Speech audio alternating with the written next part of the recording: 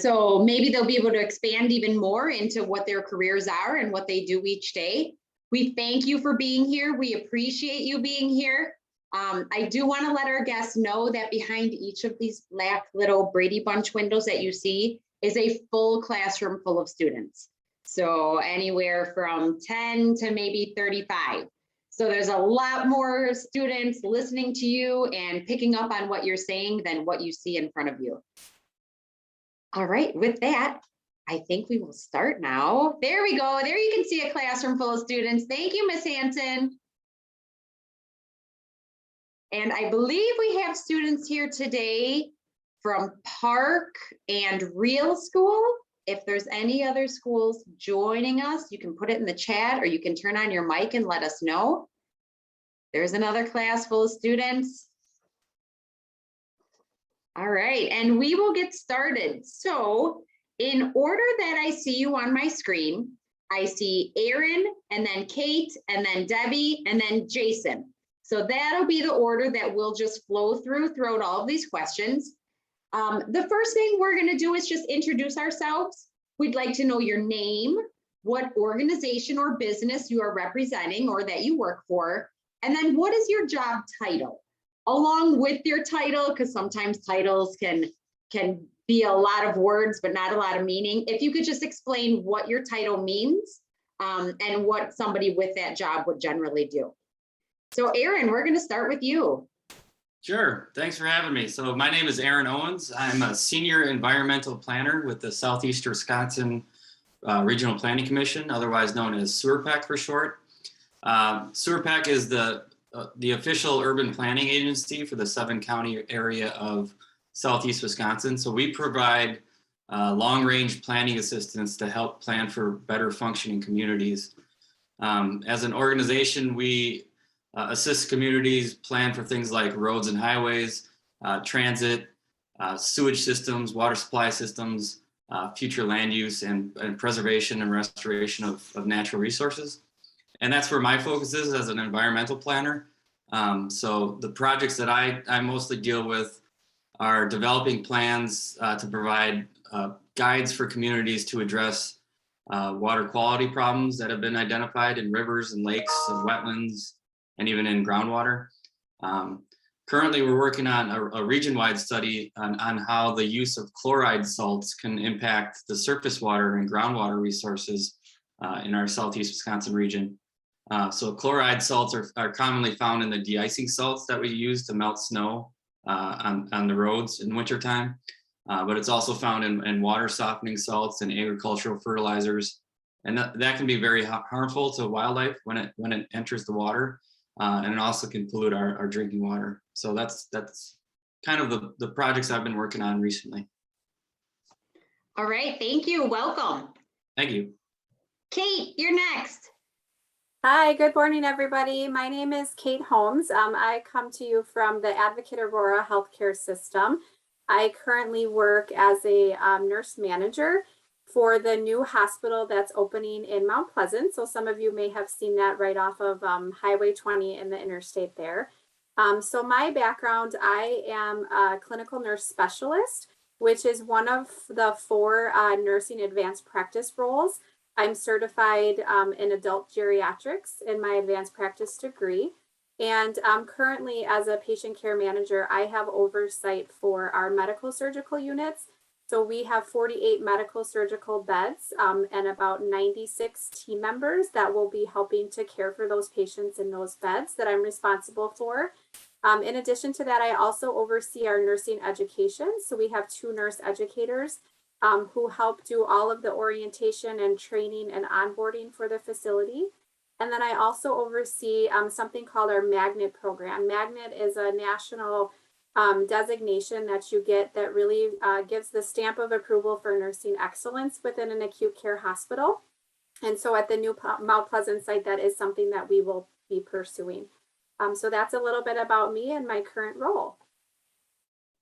All right, thank you and welcome. Debbie, could you please tell us a little bit about yourself? Oh, you're on mute. Good morning, everyone. My name is Dr. Debbie Reddick Kennedy. I am a dentist and I represent Blue Door Dental. I am a practitioner of the oral cavity. I treat gum disease. I fabricate tooth replacements such as crowns, bridges, dentures, implants, partials, and we just create an oral cavity of health. Glad to be here.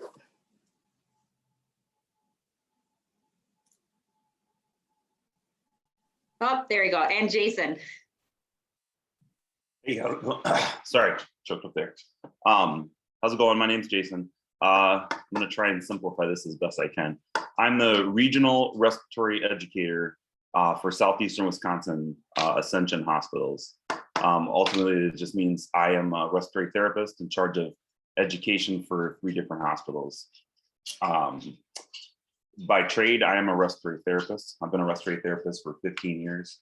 And I've worked with multiple hospitals over Southeastern Wisconsin. So I've been at Freighter, Aurora, Ascension, Wheaton before that.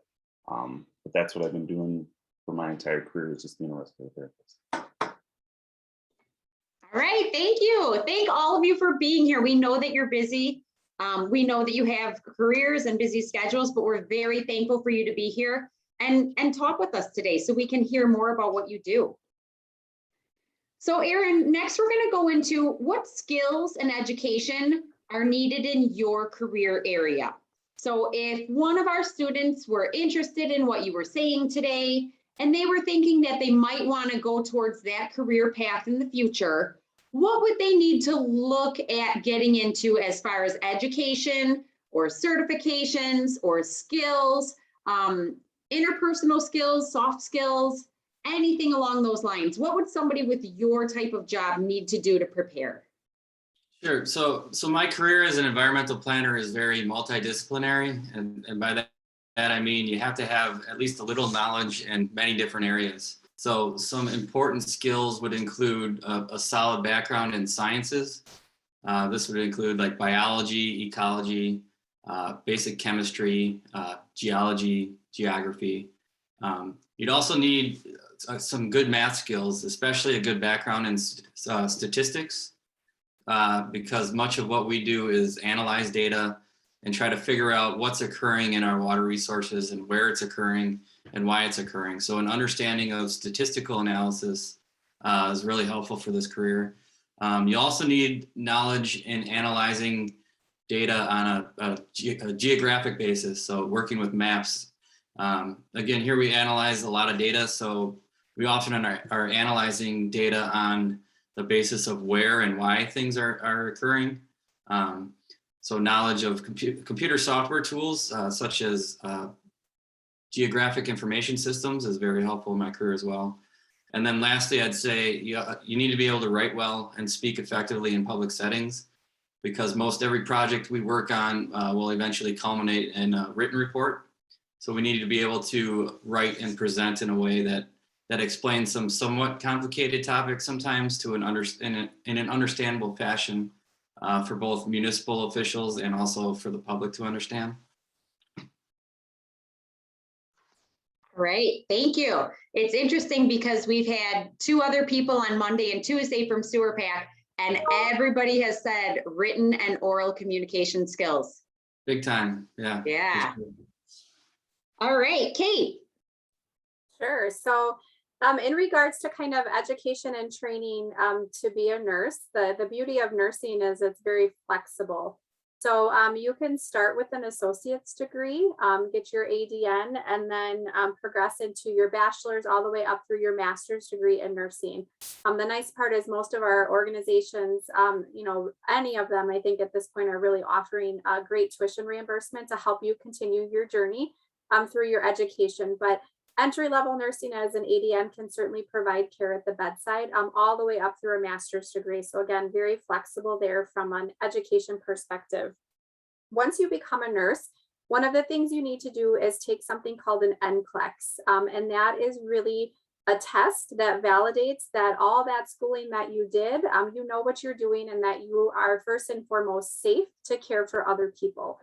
So once you finish your schooling and you pass that Nclex, that's when you actually become licensed as a registered nurse.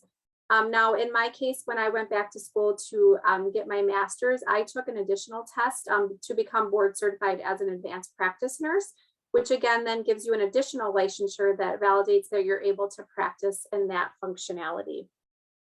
When you look at the skills that you need, I think you really need to have a passion for science. So nursing, there's a lot of anatomy and physiology, pathophysiology that you really need to understand, but I think just enjoy and embrace kind of the understanding of how the human body works. But all of those things can be taught. Those soft skills that a nurse needs can be a little bit harder. And that's really where kind of that art of nursing comes out.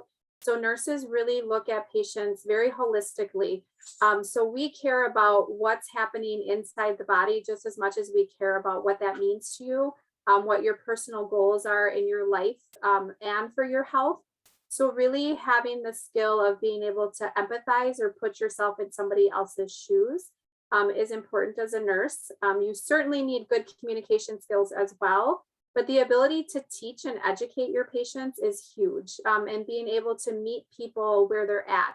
We care for everybody. So you care from, newborn babies all the way to people that are 100 years old, different education backgrounds, very diverse populations. And so being able to adjust quickly and care for those and really identify what that patient's need is in the moment is probably, to me, one of the most important things to be a nurse. And then of course, a team player, healthcare, nursing, all of that is a team sport. So I look even Jason in respiratory therapy. Jason and I worked together years ago. So it's nice to see you, Jason. But it's a team sport. So, we need our respiratory therapists, we need our doctors, our assistive staff. So you have to be able to work well with others in the best interest of the patient. Yeah, it's interesting that you just said education is part of your job too, educating others, because a lot of times we think you need to be in the education profession to be a teacher or a college professor to be teaching others. But the fact that you're a nurse and that's also part of your job, that's really interesting to me. All right, Dr. Debbie. Oh, you're on mute again. Sorry about that. The skills you need to become a dentist, or if you're thinking about any career in the field, you're going to need anatomy, physiology, biochemistry, microbiology, pharmacology, most of the basic sciences. You also need a background in, writing, communication skills. A lot goes into it, but it's usually covered by the basic, your basic core curriculum in school. And, if you're thinking about going into this field, what I would recommend, whatever school you're thinking about, I would contact them to find out what your prerequisites are. And you can focus on that during your undergrad training. All right, thank you. Oh, Debbie, I was going to ask, how many years of school altogether after high school did you need to go to before you became a doctor of dentistry? 8 years, 4 Okay. years of grad, 4 years of dental school. And if you want to specialize, there's a number of specialties within the field. You could be an endodontist, that is a root canal specialist. You could be an oral surgeon. You could be a periodontist, that's an expert in taking care of the gums. There's a orthodontist, straightening teeth. Those are all extra years, anywhere from 2 to an additional 4 years. All right, thank you very much. You also have communication skills as with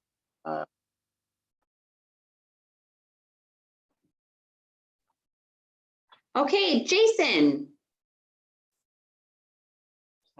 Just start shooting, huh? Well, without having to reiterate what everybody else has said, I know everybody keeps saying oral interpersonal skills and communications. Just in case any of the students are wondering, I actually failed speech and communications twice. So there's hope for you out there. Twice? 2 times? Yeah, I went to Parkside first. So to be a respiratory therapist at this point, it's really just an associate's degree to start out with. There's a bunch of online degrees that work real well, but you got to find clinicals. MATC has one of the top programs around, and then Madison's probably the second highest, but it's an associate's degree right now. There are bachelor's programs out there, and then there are master's programs as well once you get to that level, but they all pretty much do the same job within the hospital. It branches off into different categories, just like nursing. It's not as wide verse as nursing, because in nursing you can go everywhere: clinic, inpatient, outpatient, special services, IR, you can do things like that. But as a respiratory therapist, you can branch off into pediatrics, sleep studies, PFTs, inpatient care, outpatient care. So there are a lot of different avenues. But as far as skills and education go, if you want to focus on building skills before college, there's a lot of science involved. Mostly it's anatomy and human sciences, but there's also a lot of physics and respiratory. Everything we do has to do with pressures and volumes that deal with ventilators and therapies that we do, medications, pharmacology, things like that. So it's good to build on any of the sciences for respiratory therapy and any of the healthcare fields. All right, thank you. So our next question, I think, is everyone's favorite question. It's asking, what has your career pathway been all the way back from high school until where you are now? So we love to hear the twists and turns. Jason, we love that you just shared that you failed not once, but twice. I think that's a great lesson for everybody, that a failure doesn't mean that's the end. Maybe it's a new beginning sometimes. But let's hear your stories. Let's hear all the twists and turns. We know that Kate and Jason knew each other in a former career or in a former life, so maybe that'll come up too. All right, Aaron. Yeah, so I've always loved nature and being outdoors, and that's what kind of gave me the interest and led me to the environmental field. So in high school, classes that I loved included biology and earth science, I believe it was called. And that kind of led me to this to have the idea of potentially pursuing this career, but I didn't really know what I wanted to do until probably the second or third year of college. So I attended the University of Wisconsin-Milwaukee, and then so there I received my bachelor's of science degree in conservation and environmental science, and a minor in geography. And after I graduated college, I applied for a summer internship with SYF, and that eventually grew up into a full-time job.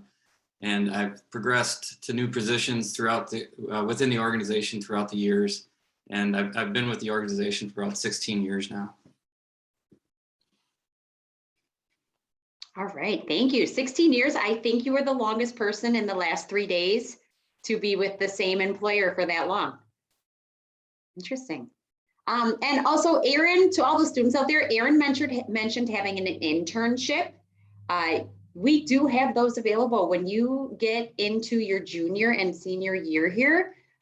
We actually have a person whose job it is to help you get a job, to learn a little bit more about what that job might be. And that might open a door to something that maybe you didn't think you would like, or you did think you would like, and you can learn more about it while getting paid for it too.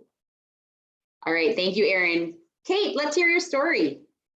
Sure. So I was pretty lucky in that I think growing up, I always knew I wanted to be a nurse. I never had to really think about that. I just knew that's what I wanted to do. So when I was a senior in high school back in 2000, when the world was going to end, of course, I decided to be a candy striper. So that's what they used to call it. I delivered water for the Cancer Treatment Center in Zion, Illinois. It was a volunteer role, but just kind of got me in the building to see what it was like just to be in a hospital setting. And then when I finished high school, I went to get my bachelor's degree in Northern Michigan. So Northern Michigan University up in the Upper Peninsula is where I chose to get my bachelor's degree. And during that time, I was lucky. I had great grades in high school. I had a little bit of a scholarship. Unfortunately, my first semester in college, like Jason, I failed chemistry. And so I lost my scholarship. And in order to get that back, I needed to get my GPA up. So when I came home for summer, I actually took an EMT, like a paramedic course at the College of Lake County. Never worked as an EMT. I just did it to get a solid A so I could get that scholarship back. So I did that, finished my degree, but while I was in nursing school, I decided to work as a certified nursing assistant or a CNA. So I worked for a nursing home, and again, I failed my test for that. I failed taking a blood pressure on a patient. It took me a couple tries to get that license to be able to work as a CNA. But I did that through school. I worked at a nursing home in the area while I was going through school. And again, that was a really great way just to learn more about healthcare and understand that population. I also did a nurse extern role at Highland Park Hospital in labor and delivery in their NICU. I was certain that I was going to be an OB nurse and, you know, have babies. It's so fun and they're cute. And then when I finished school, everyone says you should really get medical surgical experience because that just kind of opens your doors to a lot of things. So I did that and I never left. I've stayed in medical surgical nursing my entire career. I actually developed a love, ironically, for older adults, hence my certification in geriatrics. So while I was there, I decided that I wanted to go a little further. I loved bedside nursing, but I really had a desire to change things. I wanted to help change healthcare. I wanted to make patient care better and really serve in the role as a leader. So that was my decision to go back to school and get my master's as a clinical nurse specialist, which opened more doors for me from a leadership perspective. So at that time I was working at the Ascension Healthcare System, or as Jason said, it was actually All Saints back then, and then transitioned to Wheaton Franciscan. So I'm really dating myself here, but I have now been with the Advocate Aurora Health System for 5 years. And again, my journey there was as a clinical nurse specialist, where you're really involved in a lot of education and practice development for the nurses in your specialty area. So you're really the expert. You can help build order sets and make policies and really train to help everybody be the expert in that area like you are. And then I did the magnet program. And then of course, now I'm at the Mount Pleasant Hospital where I'm getting to help open the doors, which is just a really, really exciting opportunity. Yeah, what a story. Thank you. All right, Dr. Debbie, could you tell us your story? Well, my story dates back to before high school. When I was about 5 years old, my father's best friend was a dental lab tech, and we used to visit his lab. And I was just fascinated by teeth, the processing of dentures, setting the teeth. So he taught me how. So at a young age, I was helping him to set the teeth. And later on, when in high school, during my summer breaks, I would work in his lab. We would process the dentures, make the dentures, process them, deliver them to the different dental offices. So I met tons of dentists. And it's just a field that I knew just from an early age I wanted to do. So I pursued it. I even had those dentists collect teeth for me. So once I got into dental school, I would have enough extracted teeth to work on. And in high school, I followed the allied health track. So it introduced us to the different fields in healthcare. I went to Loyola in Chicago for undergrad. At the time, Loyola had a dental school, which is why at the time I chose that school. But during my junior year, we heard rumblings that the dental school would close. So I decided, once I graduated, I decided to go to the University of Illinois College of Dentistry in Chicago. I was trained there. And I just loved it. I love working with my hands. You know, anything that I can do with my hands, I do. I sew, you know, I paint. And it's one of the skills, I think, if you decide to go into this career, learn to do things with your hands. You want to be creative, you know, even taking up piano or taking a knitting class.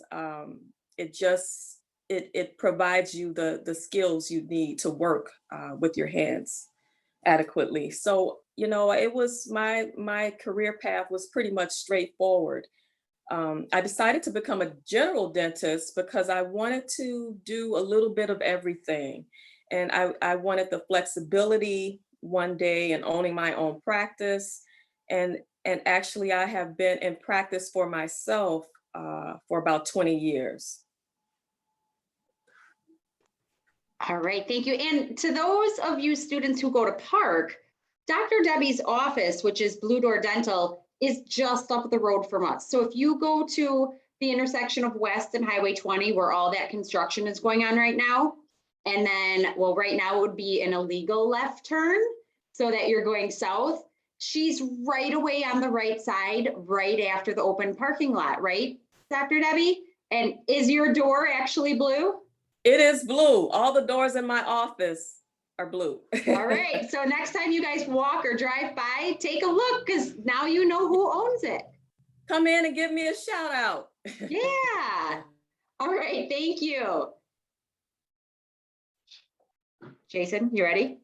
Yeah, you guys Right. made me feel old. I didn't have any tracks in high school. I graduated in '98, so it was basically just school. We had gen eds, we did that, but I went through a different pathway. I actually graduated high school and went to be a police officer. So I went to Parkside for 2 years towards a police science degree, and then I joined the military. So when I joined the military, I was in the military for security police for the Air Force. And then when I came back, I did not want to be a police officer anymore. So I got my EMT, and like every little boy, I wanted to be a firefighter or a cop. Those were the only 2 degrees that little boys wanted when they grew up. When I got my EMT, there were no jobs. So I started working in the hospital as a ER tech. And I ended up finding out that respiratory therapists were an awesome field to be in. And so I actually looked into it. I went to MATC and got my associate's degree and started working. I started working at Wheaton Franciscan, which is now Ascension All Saints, which is where I met Kate. And then I had been there for a while. I moved around a lot. I took jobs at Freighter. I took jobs at the VA, worked as a respiratory therapist, moved around. And then I actually went back and got my bachelor's. I never actually left Wheaton. I've always been there in some form or fashion. So not to steal from Aaron's thunder, but I've been with Wheaton for about 20 years now. And sorry, Aaron. And then I went and got my bachelor's and started teaching at MATC. So I'm a part-time clinical instructor, as well as an adjunct professor at MATC for the last 10 years. But I kind of do that on the side. So got my bachelor's, and then a job opened up in the field for an educator. And so I still do that. So I still see patients, but about 4 days a week, I pretty much do education, which means I sit behind a computer and make PowerPoints most of the time. But for the most part, that is the pathway.